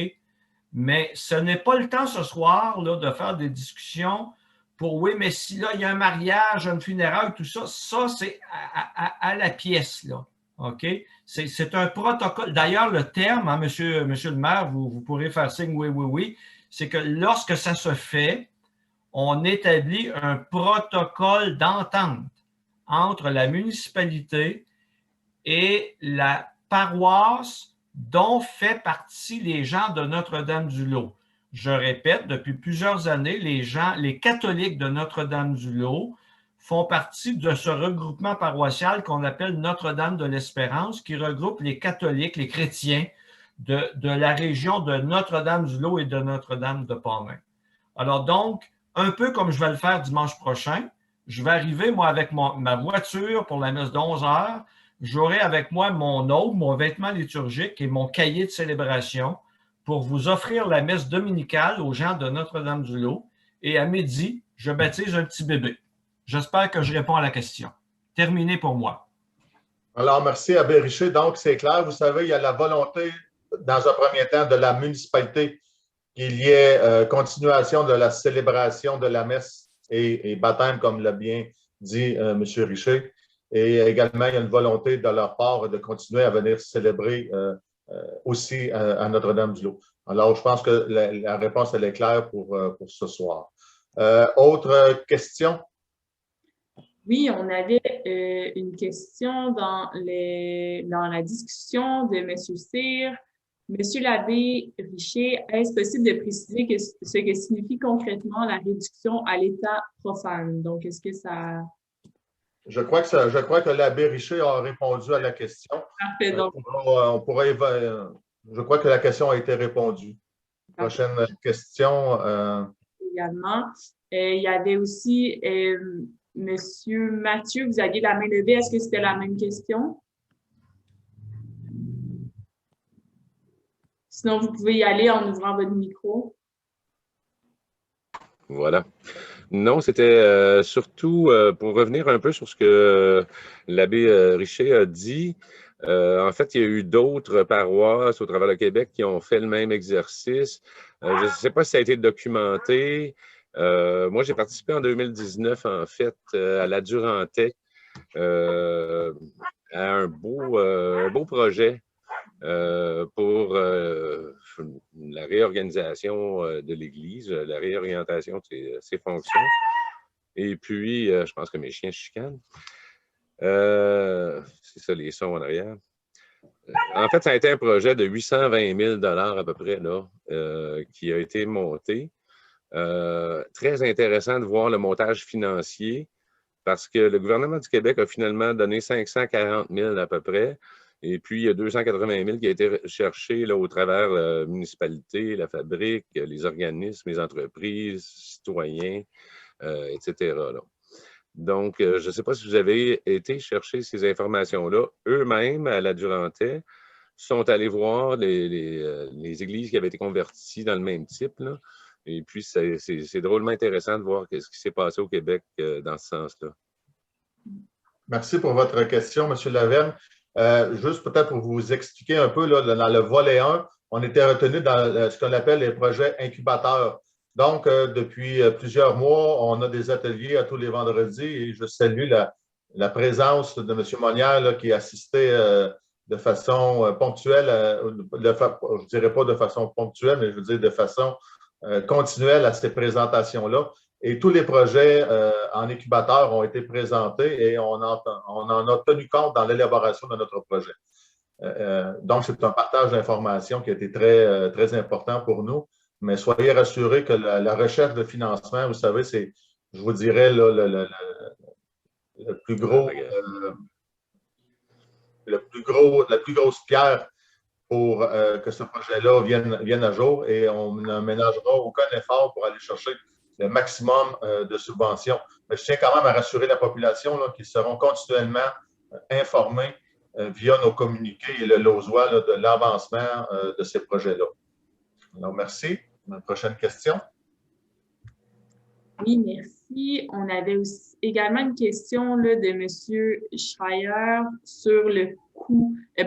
Donc, je pense qu'il commence là, en disant que c'est un projet intéressant, rassembleur, qui est bien conscient là, que ça va être payé en grande partie par des subventions, mais qui est quand même curieux de savoir le coût total de ce projet. Présentement, on recueille les commentaires. Vous savez, on vous a présenté ce soir un projet. On recueille vos commentaires pour avoir Puis il y a peut-être certains éléments qu'on va venir préciser ultérieurement, mais comme je l'ai très bien dit, le montage financier, quand il sera connu, va vous être communiqué. Mais l'objectif, c'est d'aller, encore une fois, d'aller chercher le maximum de subventions pour la réalisation de ce projet-là, qui est un projet d'envergure pour notre municipalité et qui est au cœur de notre milieu urbain. Merci. Il y a également une certaine personne dont le nom apparaît comme MCR, mais qui se demande si, qui dit que c'est un excellent projet et qui se demande si les documents présentés seront disponibles en format électronique. Merci pour votre question. C'est un élément que je n'ai pas précisé au début de la rencontre. La présentation de ce soir, elle est enregistrée et elle va être disponible sur le site Internet de la municipalité au cours des prochains jours.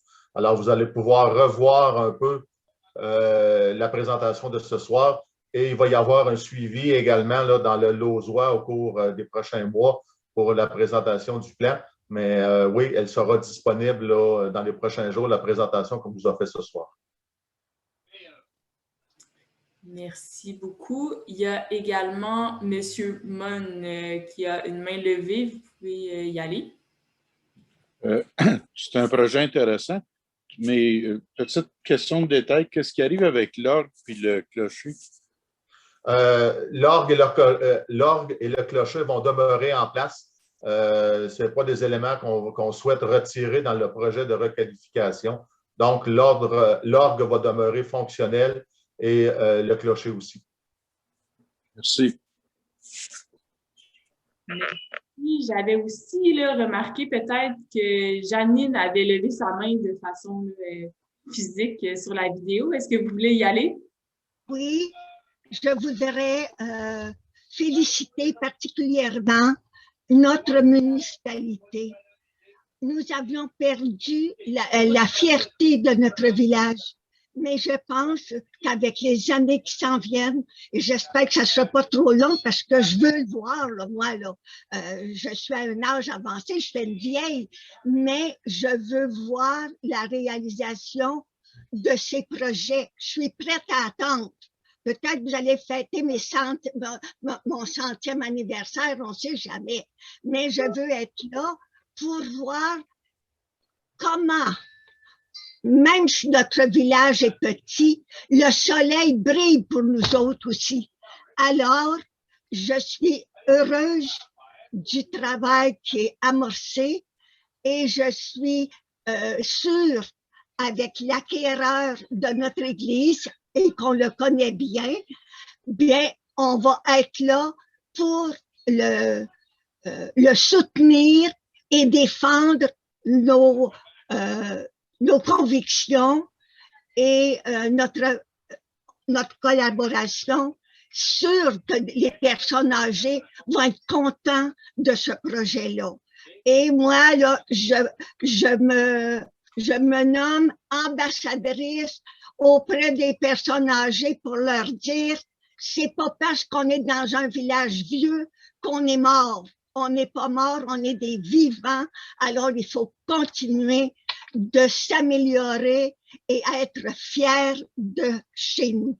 Merci beaucoup, Janine. Merci à Mme Constantino de votre témoignage. Merci également de votre implication. Vous avez été impliqué pendant de nombreuses années dans la fabrique. L'objectif de la municipalité, c'est de célébrer son inauguration du projet d'église en 2024, lors du 150e anniversaire de la municipalité. On souhaite le faire. Bon, ben là, on est tout le temps selon les disponibilités de subventions, mais on va travailler fort pour la réalisation de ce projet-là. Ce que j'entends ce soir, c'est doux à mes oreilles, autant pour le plan d'aménagement que pour le plan de requalification d'église. On voit que c'est des projets qui sont importants pour vous et ils sont également importants pour nous. Donc, très heureux d'entendre vos commentaires ce soir. Prochaine question. Oui, on va peut-être prendre encore 2 questions pour le sujet de l'Église. Ensuite, il pourra y avoir le mot de clôture, mais n'oubliez pas qu'on reste aussi à la fin pour répondre à d'autres questions aussi additionnelles. Donc, si on n'a pas le temps de répondre à toutes les questions, juste rester un petit peu plus longtemps avec nous, puis on va pouvoir y répondre. Donc, M. Tovette, s'il vous plaît. pouvez y aller. Oui, bonjour. Je vais revenir sur ce que l'abbé Richer a mentionné tantôt. On parlait de gérer à la pièce, on va dire, pour les sacrements. Puis pour ça, il faudrait y avoir un protocole entre la municipalité et l'Église. Est-ce que c'est un protocole qui va être mis en place pour l'ensemble des sacrements sur une durée déterminée ou s'il faut vraiment aller à la pièce pour chacun de ces événements-là? Merci, M. Tauvette, pour votre question. Le protocole d'entente va être, on a déjà entamé des pourparlers avec le diocèse, on pourrait dire, pour le protocole d'entente, pas le coût, mais le partage, ce qu'ils veulent conserver dans l'Église, etc.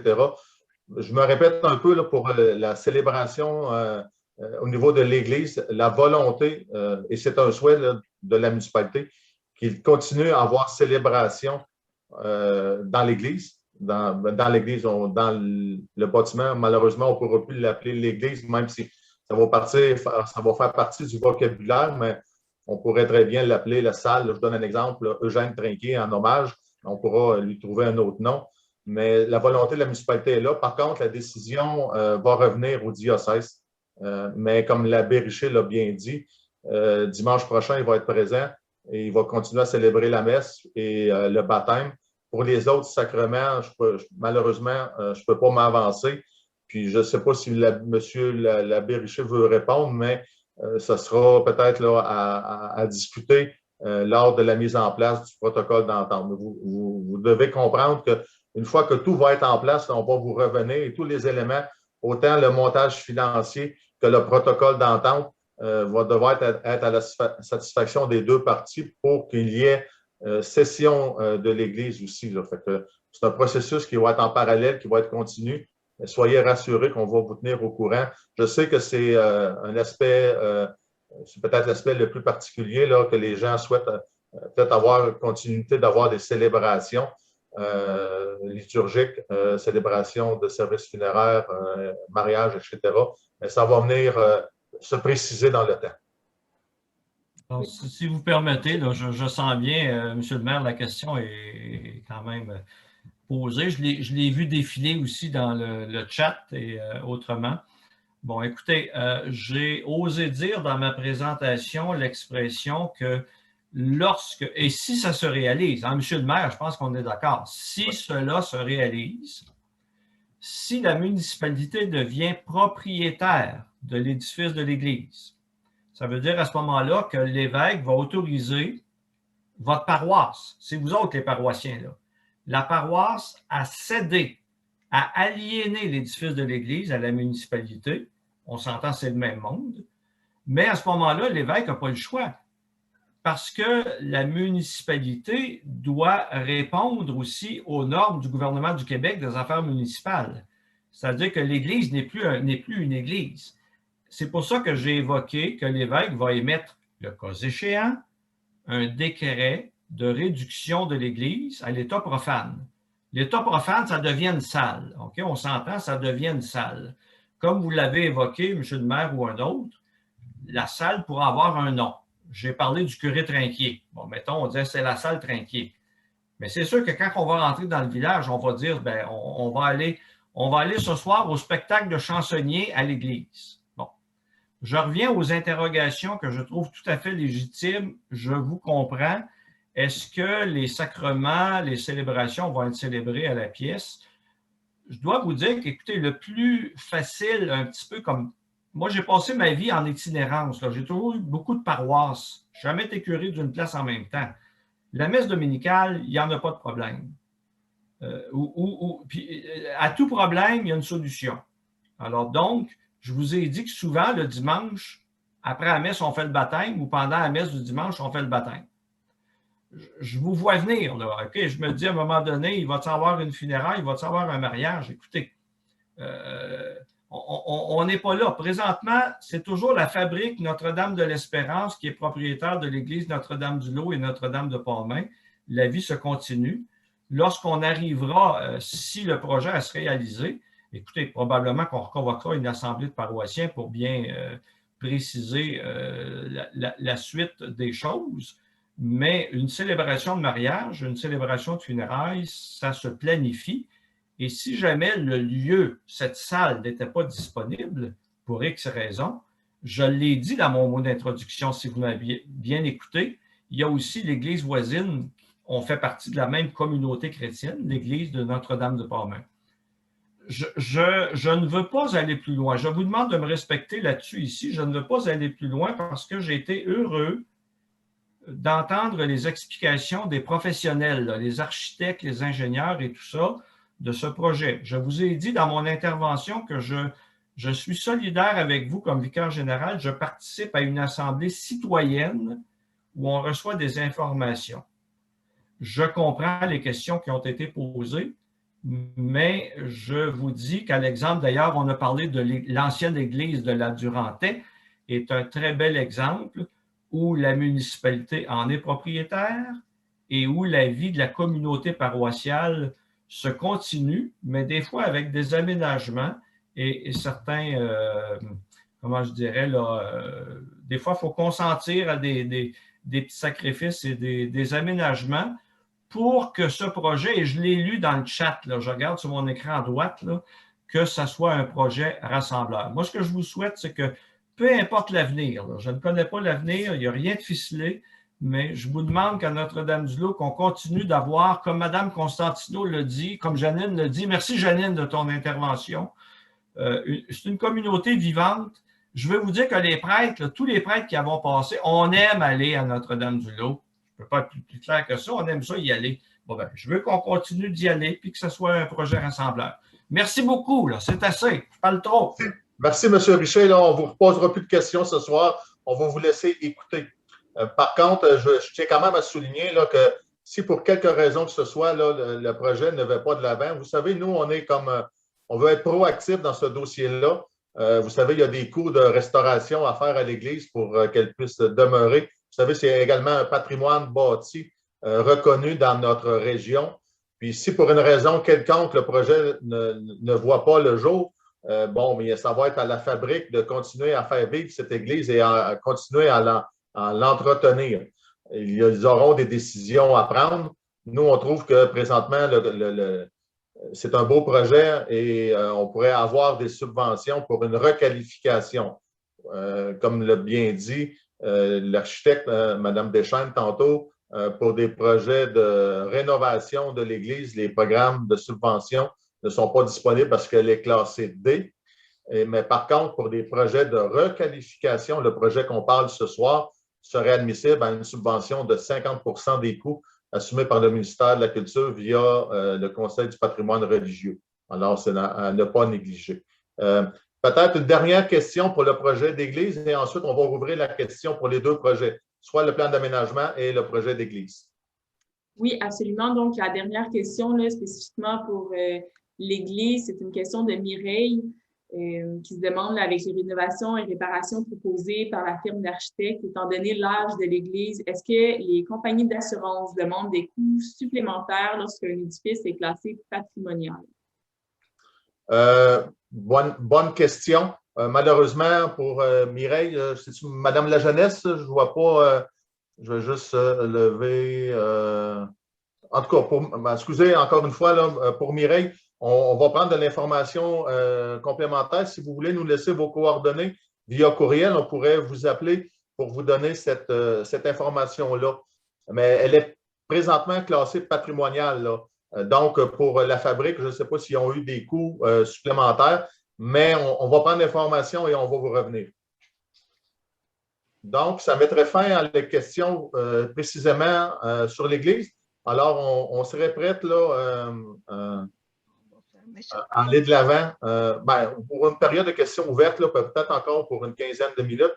Je vous rappelle, 15-20 minutes, là, je vous rappelle là, que vous pouvez en tout temps nous faire part de vos commentaires via courriel. Alors, on va essayer de laisser la parole aux gens qui n'ont pas pu prendre la parole présentement, de limiter vos questions et je vais tenter de limiter mes réponses également le plus rapidement possible là, pour permettre au plus de gens de prendre la parole. Alors, la période de questions est ouverte. Pascal, est-ce qu'on a des questions? Pour le moment, on n'a pas de main levée, on n'a pas non plus de nouvelles questions dans la discussion. Il y a Janine, allez-y. Moi, je veux féliciter toutes les personnes qui ont travaillé sur ces projets. Vous avez fait un travail extraordinaire, mais je veux féliciter particulièrement François Monnière qui a travaillé depuis plusieurs années pour la recalisation de l'Église, la requalification. Requalification. Merci pour mon grand âge. Alors, je remercie François Monnière de tout le travail et du temps qu'il a mis pour ce projet. Alors, merci, Mme Constantino. Effectivement, M. Monnière, là, qui est impliqué dans le dossier depuis le début, ferait un travail remarquable et je le remercie de son implication là, dans ce projet-là. Je vais vous lire peut-être un commentaire de Mme Carole Dunbury. Bravo pour tous les projets. Vous faites preuve de dynamisme. Notre-Dame-du-Lot deviendra un village à visiter. On y reviendra sûrement. Il faut continuer. Enfin, un village qui prendra vie, qui sera magnifique et que les gens qui y passeront arrêteront pour visiter, faire des achats et peut-être même y planifier des vacances ou achats de maison. J'ai hâte de voir la suite. Et pour Mme la Jeunesse, là, Mireille, j'ai bien vu votre nom, Mme la Jeunesse, donc on va s'assurer de communiquer avec vous. Vous n'avez pas besoin d'envoyer vos coordonnées, là. On va vous trouver dans le livre de téléphone et on communiquera avec vous pour les questions d'assurance. Autre question, commentaire?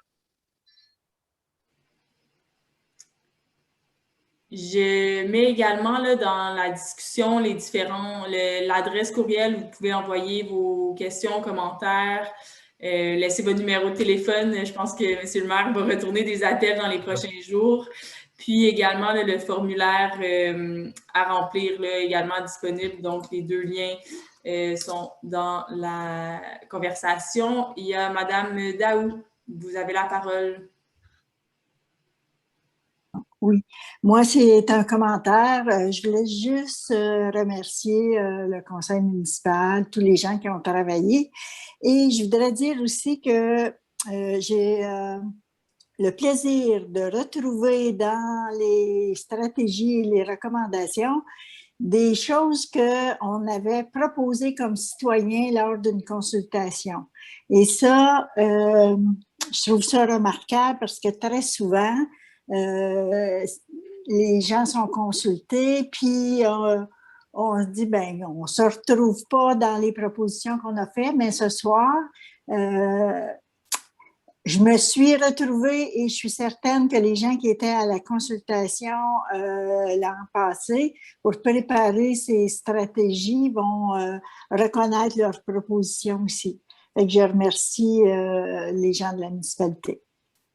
Merci, Mme Daou, pour votre commentaire. Effectivement, ce qui est important de retenir, c'est que ce sont des projets que vous nous avez proposés. Ce sont des idées que vous nous avez données. On partageait ces idées-là, mais que ça vienne de nos citoyens, c'est vraiment, vraiment apprécié. Et c'est des projets, si on veut que ce soit des projets porteurs, mais il faut écouter nos citoyens, il faut les écouter. Et je pense que la présentation des projets ce soir en est la preuve.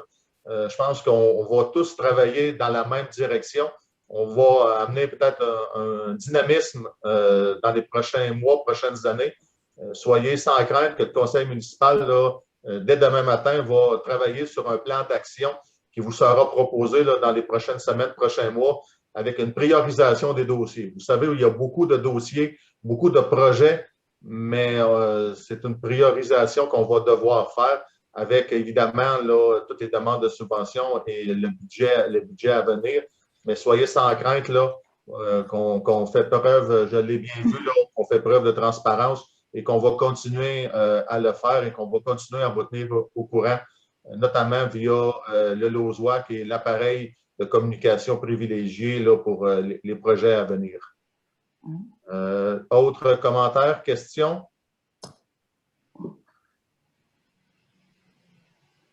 Bon, bien, il est rendu 8h30.